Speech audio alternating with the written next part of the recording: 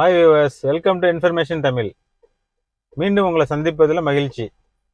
இப்போ இன்னைக்கு நம்ம எதை பற்றி பார்க்க போகிறோம் அப்படின்னா, கியர் ஷிஃப்டிங். காரில் வந்து கியர் ஷிஃப்ட் பண்ணுறது எப்படி ஷிஃப்ட் பண்ணணும் அப்படிங்கிறத பற்றி தான் பார்க்க போகிறோம். ஒரு விஷயத்தை நம்ம கற்றுக்கிறதுக்கு முன்னால் அதை பற்றி நல்லா தெளிவாக தெரிஞ்சுக்கிட்டா தான் நம்ம நல்லா ஈஸியாக கற்றுக்க முடியும். இப்போ கியர் அப்படிங்கிறது என்னங்கிறத நம்ம தெரிஞ்சுக்கணும். இப்போ இன்ஜின் இருக்கு, இன்ஜின்ல வந்து இன்ஜினை ஸ்டார்ட் பண்ணிட்டு வண்டி ஓட்டோம்னா வண்டி உடனே போகாது. அப்போ அந்த இன்ஜின்லேருந்து வரக்கூடிய பவர் வந்து 4 வீலுக்கு வந்து அந்த 4 வீலையும் ரொட்டேட் பண்ணும்போது தான் வண்டி வந்து மூவ் ஆகுது. இப்போ அந்த இன்ஜின்லேருந்து வர பவரை மாற்றுறது தான் டிரான்ஸ்மிஷன் சொல்லக்கூடிய அந்த கியர் பாக்ஸ். இப்போ இன்ஜின்லேருந்து வரக்கூடிய பவரை வந்து அந்த கியர் பாக்ஸ் வந்து 4 வீலுகளுக்கு பிரித்து கொடுத்து 4 வீலையும் ரொட்டேட் பண்ணுறதுனால நம்மளுக்கு ஃபார்வர்டு மோஷன் கிடைக்குது, வண்டி போகுது. அந்த கியரில் வந்து 20 கிலோமீட்டர், 40 கிலோமீட்டர், 60 இப்படி நம்மளுக்கு கிராஜுவலாக ஸ்பீடை இன்க்ரீஸ் பண்ணுறதுக்காக நம்ம அந்த கியரை யூஸ் பண்ணுறோம்.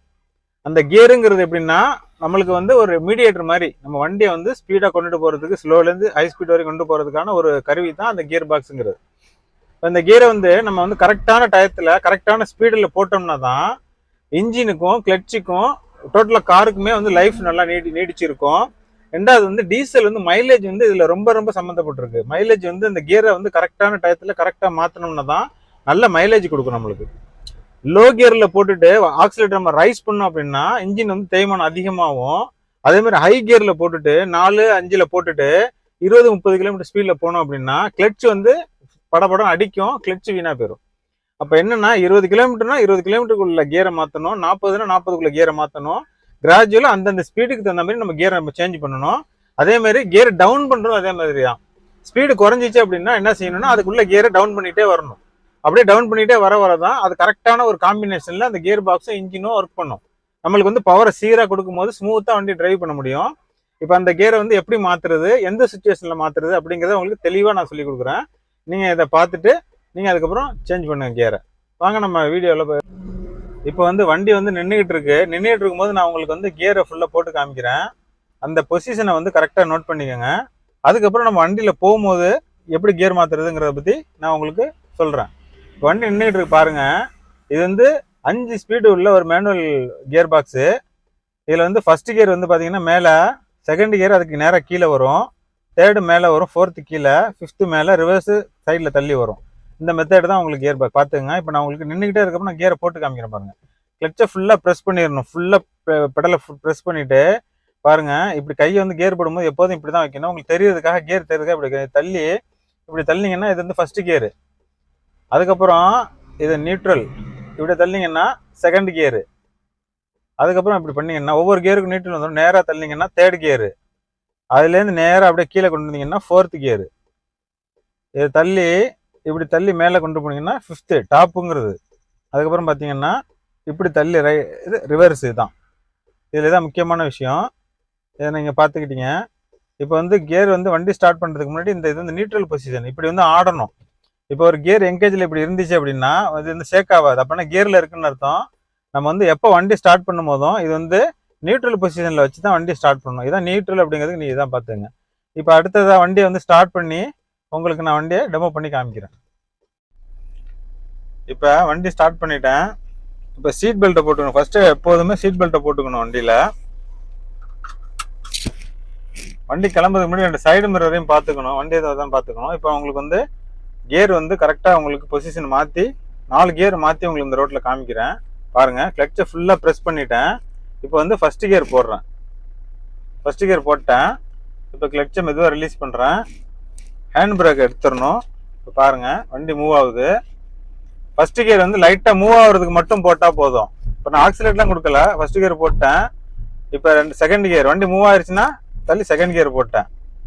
இப்போ வந்து ஃபர்ஸ்ட் கியர் வந்து ஸ்டார்டிங் மட்டும்தான், உடனே நீங்கள் செகண்ட் கியரை மாற்றிடலாம். இப்போ செகண்ட் கியர் போகும்போது பார்த்தீங்கன்னா 20 கிலோமீட்டர் வேகத்துக்கு அந்த ஸ்பீடா மீட்டரில் காமிக்குது. அதுக்கு அடுத்தது உடனே நீங்கள் தேர்ட் கியரை மாற்றிடலாம். 20 போனாலும் தேர்ட் கியரு, மேலே தேர்ட் கியரை போட்டேன். இப்போ தேர்ட் கியர் போட்டதுக்கப்புறம் பார்த்தீங்கன்னா 40க்கும் 30க்கும் இடையில போயிட்டு இருக்கு. இப்போ இந்த ரேஞ்சில் நீங்கள் 4th கியரை மாற்றிடலாம். கீழே டைரெக்டாக அப்படியே இறக்கிட்டேன் 4th கியரு. 4 கியரையும் உங்களுக்கு மாற்றிருக்கேன். இப்போ வண்டி வந்து 40 கிலோமீட்டரு ஸ்பீடில் போய்கிட்டு இருக்கு. இப்போ இதுக்கு மேலே 60ல் போனால் நம்மளுக்கு வந்து டாப் கியர் போட்டுக்கலாம். இப்போ 4 கியர் இந்த மாதிரி ரோட்டுக்கு 4 கியர் உங்களுக்கு போட்டு காமிக்கிறேன். டாப் வந்து ஹைவேல வந்து நீங்கள் போகிறப்ப டாப்பு போட்டு ஓட்டிக்கலாம். அதில் வந்து ஒரு பெரிய ரிஸ்க் ஒன்றும் கிடையாது. இப்போ 4வது கியர் போட்டிருக்கேன். இப்போ 4வது கியர் போட்டு இதுலேருந்து உங்களுக்கு திருப்பி ரெடியூஸ் பண்ணி அதை செகண்டுக்கு கொண்டு வந்து நிப்பாட்டி காமிக்கிறேன். அப்போ தான் டவுன் பண்ணுறதை பற்றி உங்களுக்கு நல்லா தெரியும். இப்போ நான் வந்து 40ல் போயிட்டு இருக்கு. இப்போ நான் டவுன் பண்ண போகிறேன். ஆக்சிலேருந்து காலை எடுத்துட்டேன். இப்போ வண்டி ஸ்லோவாகுது பாருங்க. இப்போ இந்த மாதிரி ஸ்லோவாகிடுச்சு. இப்போ கீழே 40க்கு வந்துருச்சு. இந்த நேரம் என்ன கிளச் ரெடியூஸ் பண்ணிட்டு அப்படியே லைட்டாக போகிறேன். 3rd கியரை போட்டுட்டேன். இப்போ கொஞ்சம் தூரம் அதிலே போயிட்டு இது ரெடியூஸ் பண்ணி எப்படி செகண்ட் கியரை போட்டு வண்டியை நிப்பாட்டுறதுங்கிறத பார்ப்போம். இப்போ நான் வண்டியை நிப்பாட்டணும். 3rd கியரில் வண்டி போயிட்டு இருக்கு. இப்போ நான் வண்டியை ஸ்லோ பண்ணணும், நிப்பாட்டணும். பாருங்க, இப்போ ஆக்சிலேருந்து கால் எடுத்துட்டேன். ஸ்பீடு வந்து 40லேருந்து அப்படியே கீழே 20 கிராஜுவலாக வந்துருச்சு. இப்போ நான் கிளச்சை ஆஃப் பண்ணி அப்படியே செகண்ட் கியரை போட்டேன். வண்டி அப்படியே ஓரமாக அப்படி நிப்பாட்டுறேன். இது பார்க்கிங். இப்போ நிப்பாட்டிட்டேன் வண்டியை. உங்களுக்கு பார்த்துக்கோங்க. இது வந்து நார்மலாக 1லேருந்து 4 வரைக்கும் கியர் மாற்றுறதும் கியரை ரெடியூஸ் பண்ணுறதும் இப்படி தான் நான் மாற்றுறது. இப்போ திருப்பி உங்களுக்கு இதை வந்து இன்னும் கொஞ்சம் உங்களுக்கு ஃப்ரீயாக இன்னும் கொஞ்சம் தெளிவாக புரிகிற மாதிரி இன்னொரு டைம் உங்களுக்கு நான் சொல்லித்தரேன். அதை பாருங்கள். ஃபர்ஸ்ட் கியரை போட்டேன்.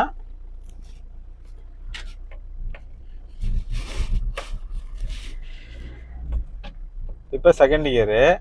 இப்போ நீங்கள் வந்து ஸ்பீடாமீட்டரை பார்த்து டிரைவ் பண்ணும்போது நீங்கள் ஒவ்வொருத்துக்கும் எத்தனை கிலோமீட்டர் வேகத்தில் போதும் ஸ்பீடாமீட்டரை பார்த்து வண்டி ஓட்டுறதுங்கிறது சாத்தியம் கிடையாது. இப்போ நீங்கள் புதுசாக ஓட்டுறப்ப அதுக்கு நான் உங்களுக்கு ஒரு டெக்னிக் என்ன சொல்லி தரேன்னா, நீங்கள் ஸ்பீடாமீட்டர்லாம் பார்க்க வேணாம். கியரை போட்டு ரோட்டை பாருங்கள், ஸ்டேரிங் ஃபோக்கஸ் பண்ணுங்கள்.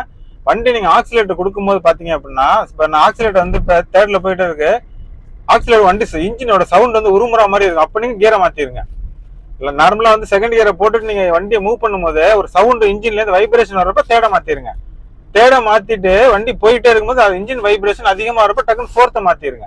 இந்த மெத்தட்ல நீங்கள் கியரை மாற்றிங்க. ஆரம்பத்தில் நீங்கள் போய்ட்டு அந்த நேரம் ரோட்டில் போகும்போது ஸ்பீடாமீட்டரை பார்த்துக்கிட்டு எத்தனை கிலோமீட்டர் போகுது அந்த கியரை மாற்றணுங்கிறது அதெல்லாம் சாத்தியம் கிடையாது. அது அறிவியல் பூர்வமான ஒரு இது, அவ்வளோதான். அதை நம்ம செயல்படுத்த முடியாது. இப்போ வந்து வண்டி 4த்தில் போயிட்டு இருக்கு. இப்போ நான் டாப் உங்களுக்கு 5th கியரை போடுறேன் பாருங்க. இப்போ வந்து 5th கியர் போட்டேன். 5th கியர் உங்களுக்கு போடலை. இப்போ 5th கியரை போட்டேன். இப்போ இந்த இடத்துல ஒரு சாரி கார்டு வர்றப்ப 5thலேருந்து டைரெக்டாக எப்படி 3ர்டுக்கு வர்றது அப்படிங்கிறத பற்றி நான் உங்களுக்கு சொல்கிறேன். இப்போ ஒரு சுச்சுவேஷன் வருது. இப்போ நான் இந்த சாரி கார்டு வருது. இப்போ நான் வந்து பிரேக் பண்ணிட்டேன் பாருங்க. இப்போ பிரேக் ஸ்லோ பண்ணோன்னே அங்கேருந்து 40க்கு வந்துருச்சு. 40 கீழே வரேன். டக்குன்னு அப்படியே டைரெக்டாக 3ர்டுக்கு போட்டேன். 5thலேருந்து நேராக 3rd போட்டிருக்கேன் உங்களுக்கு. இப்போ இந்த 3ர்ட்லேருந்து நம்ம பிக்கப் பண்ணி திருப்பி 4th போட்டு அப்படியே பிக்கப் பண்ணிக்கலாம். இப்போ 4th போட்டேன். இப்போ 4thலேருந்து டைரெக்டாக நீங்கள் வந்து செகண்டுக்கு கொண்டு வரணும்னா ரொம்ப ஸ்லோவாகிடுச்சுன்னா டைரெக்டாக செகண்டுக்கு கொண்டு வந்துடலாம். இப்போ பாருங்கள், அதை உங்களுக்கு எப்படி காமிக்கிறேன். இப்போ நான் வந்து வண்டியை ஸ்லோ பண்ணிட்டேன். ஸ்பீடு வந்து இறங்கிருச்சு. இப்போ வந்து நான் செகண்டுக்கு போட்டேன். செகண்டில் போட்டு அப்படியே வண்டி மெதுவாக இந்த மாதிரி டிராஃபிக்கில் போகும்போது இப்படியே நம்ம போய்கிட்டே இருக்கிறப்ப செகண்டு போட்டு நம்ம போகலாம். அதுக்கடுத்து வந்து டேர்னிங்கு. இப்போ டேர்ன் பண்ணுறப்ப நீங்கள் வந்து செகண்ட் கியரில் தான் போகணும். 3rd கியரில் செகண்ட் கியரில் போகக்கூடிய சூழ்நிலை இருக்கும். அந்த மாதிரி டேர்னிங்கு சில மாதிரி பள்ளம் கரடு முரடான ரோடெலாம் வரும்போது செகண்ட் கியரு போட்டு வண்டி ஓட்டணும் உங்களுக்கு.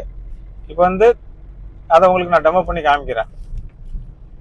இப்போ 4th கியரில் போயிட்டு இருக்கேன். இப்போ ஒரு இறக்கம் ஒன்று வருது பாருங்க. இந்த இடத்துல வந்து ஸ்லோ பண்ணிட்டேன். ஸ்லோ பண்ணி 3rd கியரை மாற்றிட்டேன். 3rd கியரில் வண்டி போயிட்டு இருக்கு. இந்த இடம் இன்னும் ரொம்ப பள்ளம் மேடுமா இருக்கிறதுனால நான் திருப்பி பிரேக் அமைக்கி செகண்டுக்கு மாற்றிட்டேன் கியர். ஏன்னா இந்த இடம் பாருங்க ரொம்ப சர்ஃபேஸ் சரியில்லாமல் இருக்கிறதுனால செகண்டுக்கு மாற்றிட்டேன். செகண்டில் மாற்றி அப்படியே கிராஜுவல் இந்த மாதிரி இடத்துல வந்து செகண்ட் கியரில் தான் போகணும் வண்டி. ரோடு நல்லா இருக்கு, கரடு முரடாக இருக்கிறப்ப செகண்டில் போட்டேன். வண்டி உருமுது பாருங்க, சவுண்ட் வருது பாருங்க. டக்குன்னு நான் 3rd மாற்றிட்டேன். இந்த மாதிரி இடம் கரடு முரடாக இருக்கிற இடத்துல வந்து டைரெக்டாக நீங்கள் செகண்டுக்கு கொண்டு வந்துடலாம். டாப்பில் போட்டு போயிட்டே இருக்கும்போது இடையில நீங்கள் பிரேக் அடிச்சு ஒரு சூழ்நிலை வரும்போது டைரெக்டாக அதுலேருந்து 3ர்டுக்கு கொண்டு வரலாம்.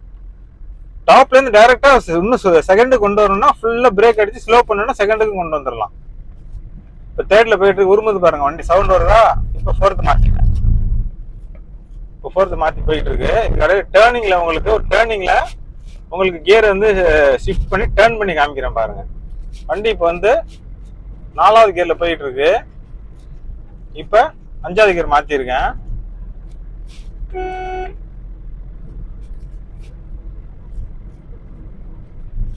கியர்ல ஸ்மூத்தா வண்டி போயிட்டு இருக்கு.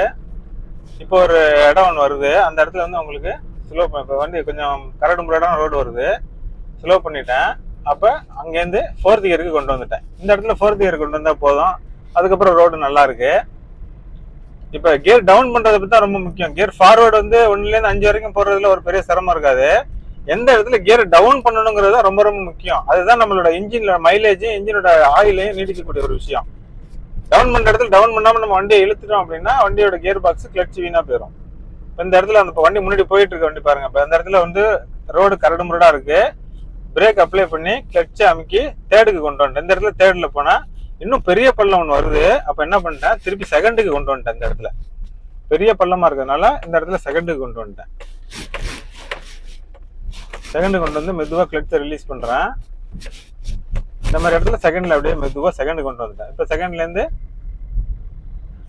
ரோடு நல்லா இருந்துச்சு. இப்போ திருப்பி தேர்டுக்கு கொண்டு வந்துட்டேன். தேர்ட் கியர் போட்டிருக்கேன். இப்போ அதுக்கப்புறம் அந்த இடத்துல ஒரு ஸ்லோப் ஒன்று இறக்குற மாதிரி ஒரு இடம் ஒன்று வரும். அந்த மாதிரி இடத்துல எப்படி ஓட்டுறது அப்படிங்கிறத உங்களுக்கு நான் சொல்லித்தரேன். ஃபோர்த்து போட்டேன். அதுக்கப்புறம் இப்போ வந்து ஃபிஃப்த்தும் போட்டுறேன் பாருங்க. இப்போ ஃபிஃப்த் கியர் டாப் கியர் போட்டேன். இப்போ ஒரு இடம் ஒன்று வருது.